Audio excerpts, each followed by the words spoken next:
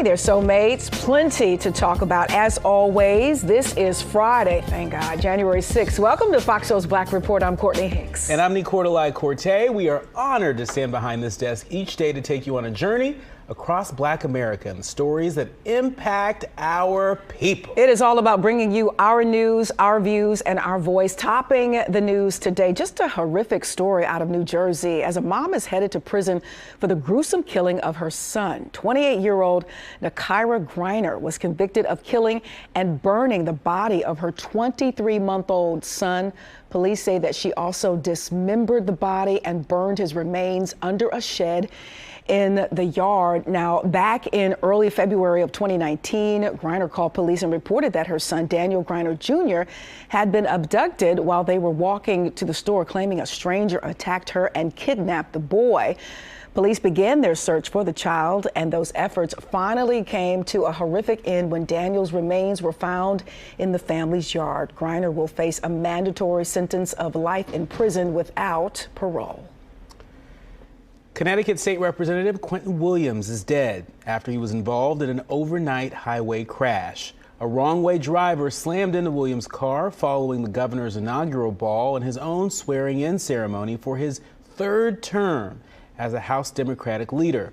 Quentin Williams is from Middleton, Connecticut, and is known as Q by his loved ones. State police said both drivers were killed and one of the vehicles became fully engulfed in flames. State police have not yet released the names of the victims. Williams was 39 years old. And to Florida now, where 10 people were hospitalized after a shooting during a video shoot for rapper French Montana. It happened outside a restaurant in Miami Gardens. Reports suggest tensions sparked when a man's watch and wallet were stolen, creating an argument between two groups. All of the victims are expected to survive, but the exact condition of those shot has not been released as police continue to investigate. Police in Illinois are searching for the suspect behind a triple shooting in the Pullman neighborhood. Police say two men and a woman were putting groceries in their car last night when a car pulled up and started shooting. It was on South Doty, though police say it may have been targeted.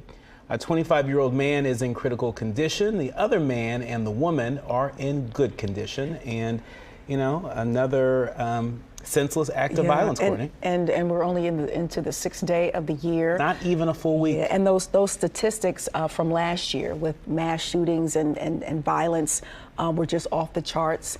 And my prayer, my hope is that we're not headed back in that same direction. But it has just been unbelievable. Again, not even a full week yet inside of the first week of the new year, and going back to the mom and the toddler, just a gruesome discovery. And I have to factor maybe in some sort of mental illness. You have to not only question her and her actions, but maybe the village, the family surrounding her. Were there any signs? And it's just really sad. And there's been some talk on how, as a village, we need to better protect our babies, our young people, and we can't continue to fail them, or we're just going to miss out on yet another generation that's just not going to physically be around if we don't, rise up and protect them in better ways, if you will. And speaking of, folks that are part of that next generation, Connecticut State Representative Quentin Williams was one of those leaders of the next generation. I had met Quentin on a number of occasions. I think he had gone out on a few dates with a friend of mine. And so when I heard the news, I really sort of felt the loss.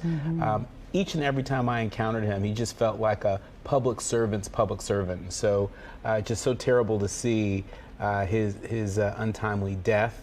But the life that he lived and the work that he did on behalf of the people of Connecticut will never be forgotten. Yeah, and his legacy as well. I was devastated to see that. I was like, I took a double take, because I know he was just sworn in. He was a part of the conversation with these past elections, and it's shocking and heartbreaking at the same time. So prayers to his family and his community. That's right. Yeah.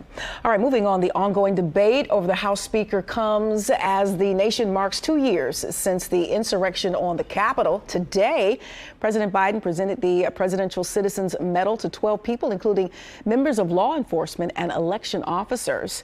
5 people died as a result of the attack from supporters of then President Donald Trump. All right, folks, the saga continues where the fight for House Speaker is in its 4th day. Now, the longest Speaker election since 1859.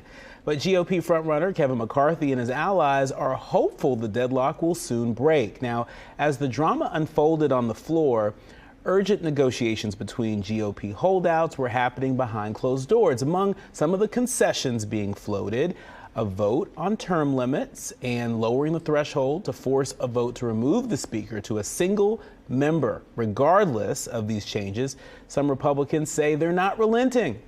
If adopted, the changes could hamstring McCarthy or any speaker's ability to lead as they face the threat of expulsion at any point. So it has become like a daytime soap opera, maybe even better. So let's give you some even more insight. As Republicans continue to squabble over who will be the next speaker, there are essentially no members in the U.S. House of Representatives, only members elect. You got to keep that in mind. So without a speaker, none of them can be sworn in, and the 118th Congress can't even convene or vote on any rules. Parliamentary procedure has been omitted in favor of controlled chaos. Members of both parties are unsure whether they can call votes or make motions on the floor because there is no speaker to rule on their requests.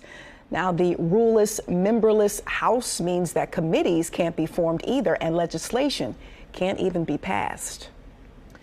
Now off to South Carolina, where the South Carolina Supreme Court struck down the state's 6-week abortion ban. The High Court ruled that the restriction violates the state constitution's right to privacy. The 2021 law banned abortions once a fetal heartbeat is detected, which can be as early as 4 weeks into a pregnancy. Now, South Carolina Republicans vowed to press forward with new restrictions. And this was huge because I was once a news anchor down in that area. It's called the CSRA. And South Carolina is a part of the area that we cover. And they are as conservative gets. So for something like this to be happening, maybe it just underscores that there's some people who are ready to really voice their concerns and make it be known that there's some issues here.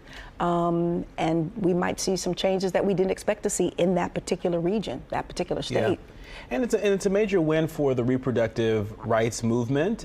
We certainly have seen organizations like Planned Parenthood, really leading coalitions in states across the country to really fight this in the courts, to fight in state courts these abortion bans that have been put in place. And so sometimes people think about issues like abortion, as issues that, are not relevant to Black communities. And, organizations like Planned Parenthood remind us that, Black women do care about reproductive rights and are impacted by lack of access to their reproductive rights, including abortion. And so for the Black women in South Carolina, this victory at the South Carolina Supreme Court is a big deal. Yeah, I agree.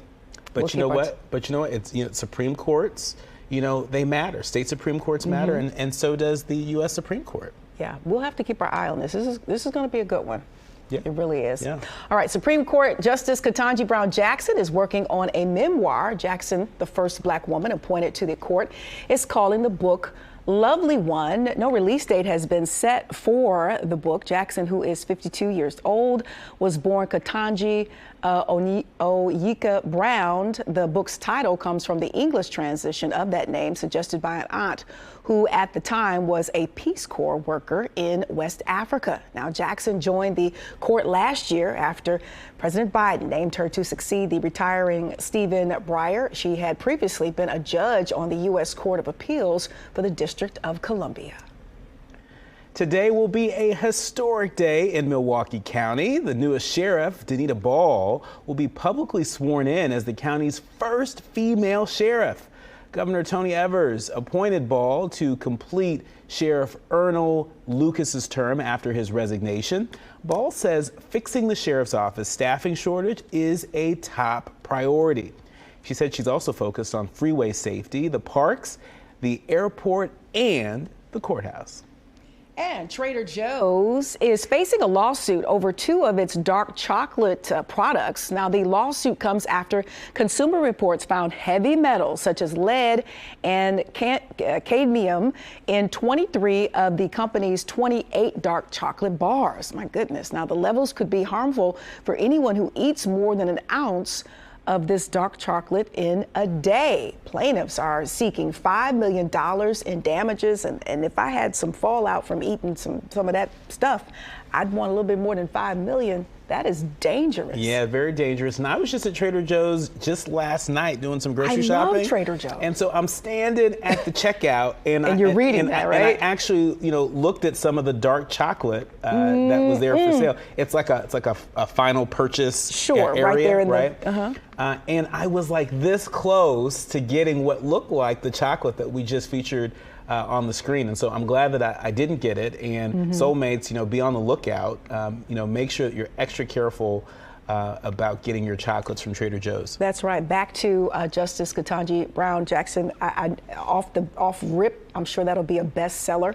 People wanting to know more about the rise. And I remember when she was, being scrutinized, in my opinion. They say interviewed, looked at, I don't know, I think some of it was a bit much. And just the way, her candor and how she just kept real cool.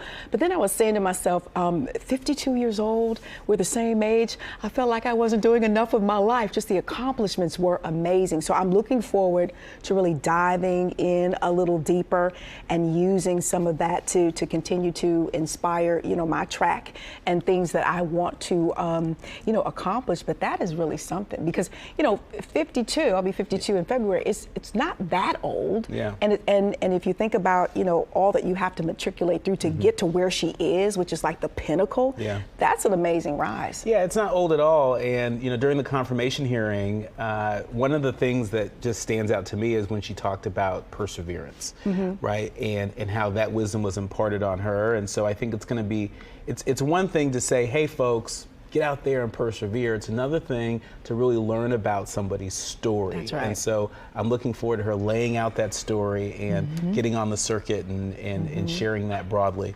because she is really incredible. She really, really is. Yeah.